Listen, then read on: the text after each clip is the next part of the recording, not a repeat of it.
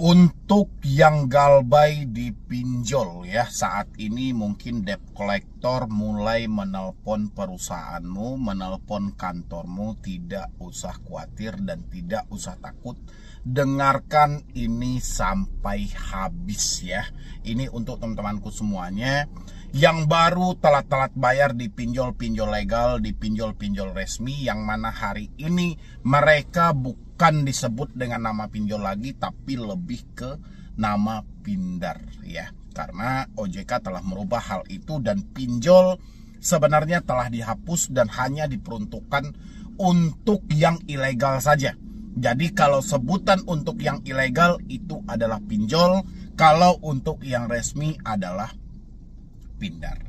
Hari ini yang menjadi sumber permasalahan dari teman-teman semuanya adalah mereka menelpon ke perusahaan kita, menelpon ke kantor tempat kita bekerja, dengan dasarnya itu mempermalukan. Ini apa yang harus dilakukan, Bang? Dan apakah kita biarkan aja seperti ini atau memang ada solusi-solusi yang lebih tepat untuk menghadapi ini semuanya? Nah, ini kebetulan banget buat teman-teman semuanya. Saya mau bahas ini buat Anda semuanya yang galbay di pinjol atau telat bayar di pinjol. Tidak usah terlalu takut. Nah, ini teman-teman semuanya, kebetulan saya mendapatkan chatan atau curhatan dari salah satu follower saya juga. Dia bertanya di sini, Bang mau tanya, kalau galbay pinjol apa mereka bakalan neror ke telepon kantor ya?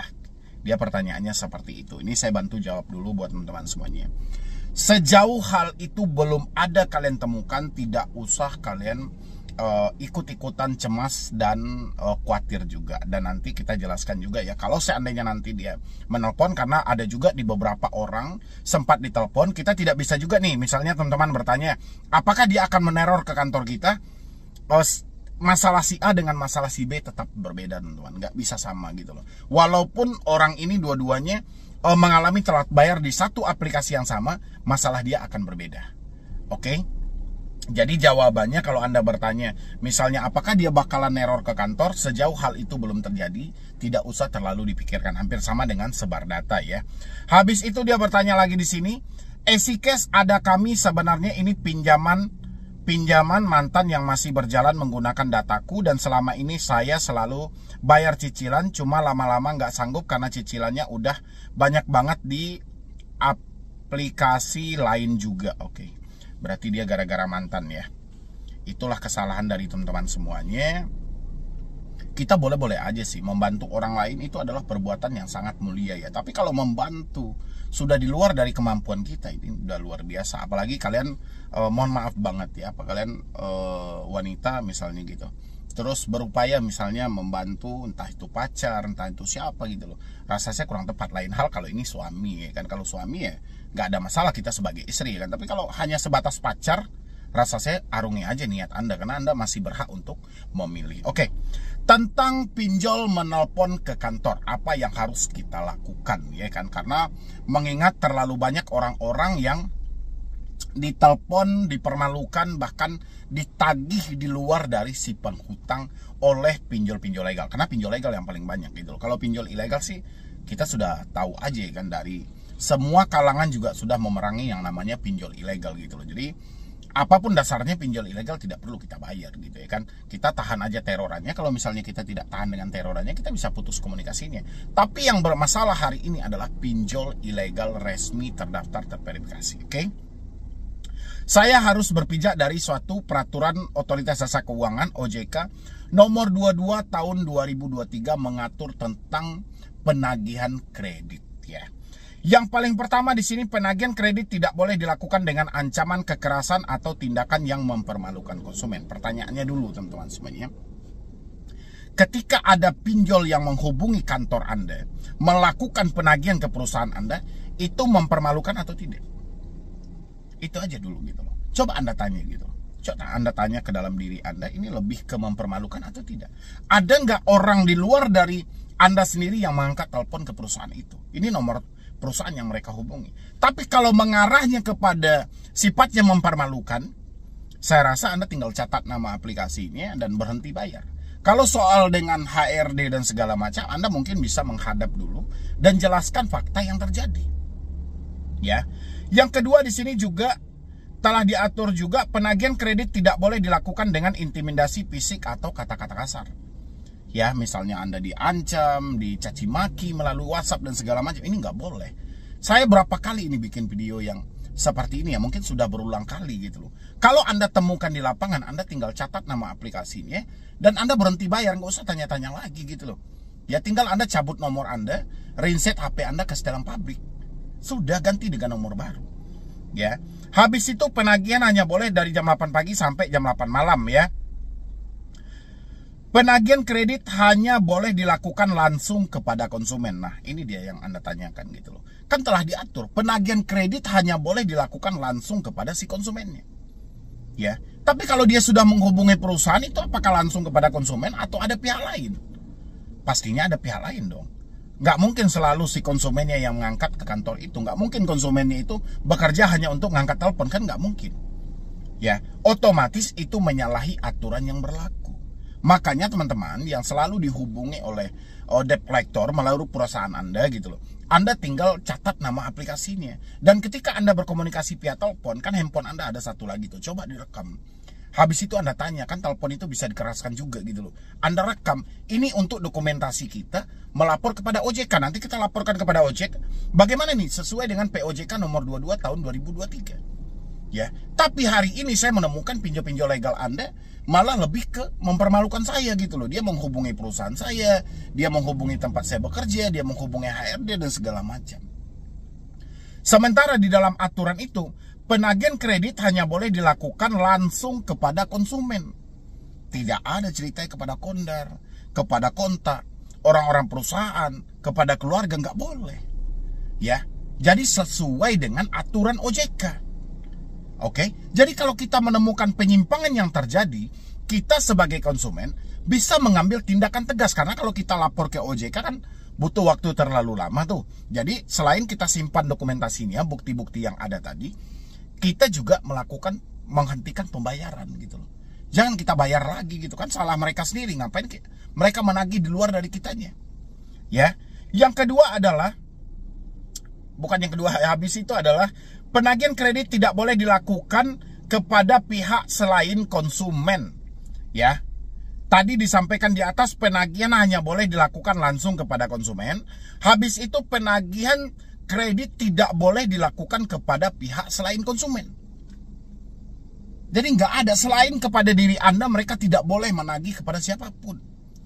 Ya, mau ke kondar, mau ke kantor, teman, perusahaan, HRD dan segala macam. Kalau Anda temukan hal-hal seperti itu, teman-teman, inilah PR-nya dan inilah kesempatan kita untuk kita mengakhiri semua ini. Ya, jangan kita bikin enak terus gitu loh. Giliran mereka sudah hubungi perusahaan, sudah hubungi kantor, kita malah melakukan pembayaran. Ini nggak bagus, teman-teman semuanya. Makanya kalau Anda menemukan debt collector menghubungi kantor Anda dengan caranya mempermalukan, menekan, mengancam, catat aja nama aplikasinya. Atau dia langsung menagih, bertepatan waktu itu tidak Anda yang mengangkat telepon, rekan kerja Anda, teman dan segala macam gitu loh. Paham ya teman-teman semuanya? Jadi dari POJK nomor 22 tahun 2023 ini semuanya sudah lengkap sebenarnya teman-teman. Tinggal Anda memahami aja sih gitu loh. Anda karena terlalu sulit ya untuk memahami gitu loh. Apakah Anda malas untuk membaca, malas untuk mencari tahu, atau kayak mana sih teman-teman semuanya gitu loh. Ya, jadi kan ini sudah tegas banget nih, penagihan kredit tidak boleh dilakukan kepada selain konsumen. Jadi nggak ada ceritanya mereka menagih ke sini, apa dibolehkan ya bang?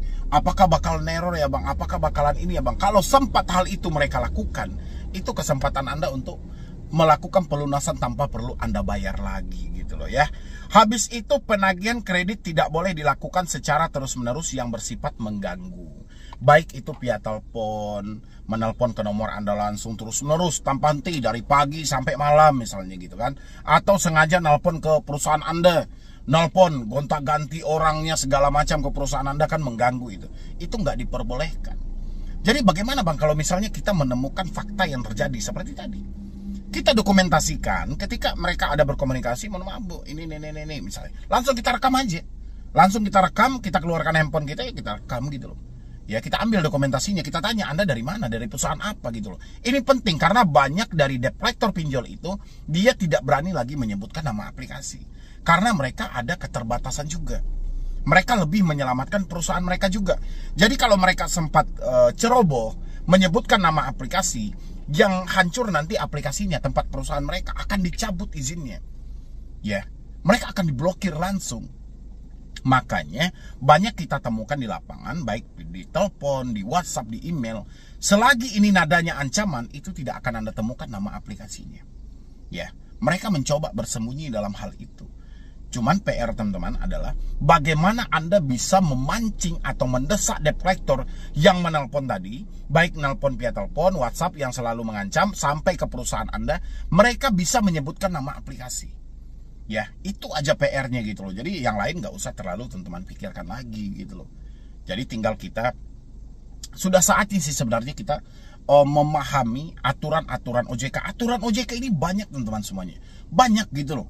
Kalau kita berpatok kepada aturan OJK ini, tidak ada satupun pinjol yang layak untuk kita bayar. Ya, kalau memang kita memahami dan aturan ini kita praktekkan di lapangan, tidak ada satupun pinjol yang layak kita bayar. Bayangin itu teman-teman, semuanya menyalahi aturan. Ya, dari segi bunga, cara mereka menyalurkan dana, cara mereka memperkerjakan debt collector, itu tidak sesuai dengan prosedurnya, tidak sesuai dengan aturan yang berlaku. Makanya saya bilang, kalau semua aturan OJK, semua POJK itu kita ikuti sejak 2019 sampai sekarang, saya rasa hancur semua pinjaman online ini gitu loh. Tapi ya, alhamdulillahnya itu sebagian besar masyarakat Indonesia malas membaca. Sebagian besar masyarakat Indonesia malas memahami. Makanya itu memenangkan pinjaman online berada dan bertahan sampai detik ini. Ya, 8 tahun pinjaman online ada di Indonesia. Sudah berapa banyak aturan yang dibentuk oleh OJK untuk memaksimalkan semua itu. Tapi semakin dibikin aturan oleh OJK, semakin ganas pinjaman online. Semakin banyak POJK yang dikeluarkan, semakin garang mereka di lapangan gitu loh. Karena mereka tahu OJK tidak berkutik. Ya, karena mereka tahu OJK tidak akan mungkin macam-macam sama mereka.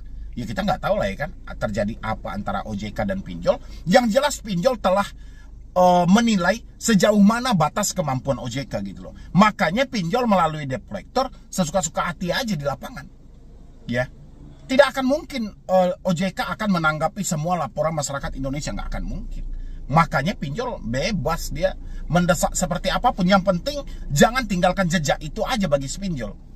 Silahkan ancamlah, cacimakilah, hinalah segala macam, jangan tinggalkan jejakmu. Ya, makanya mereka tidak menyebutkan nama aplikasi. Mereka desak Anda melalui perusahaan, telepon perusahaan, mempermalukan, mengancam. Nggak ada jejaknya, nggak ada bekasnya. Ya, mereka hanya menyebutkan pinjaman online kok. Giliran kita laporkan kepada OJK, kata OJK, oh kalau gini bukan ranah kami nih, karena nggak ada nama aplikasinya. Itu alasan OJK, ya kan? Karena si pinjol melalui debt collector tahu OJK tidak akan menanggapi pesan buta, makanya pesan buta itulah dipakai terus-menerus.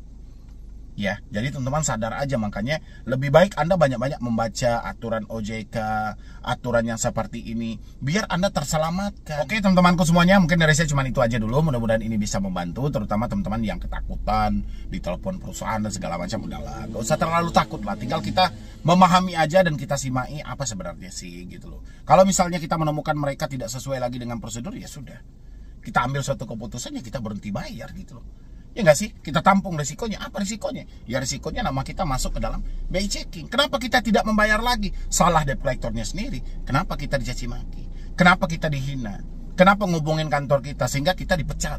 Sehingga kita resign, terus kita ada uang dari mana lagi? Kan kesalahan dari mereka gitu loh.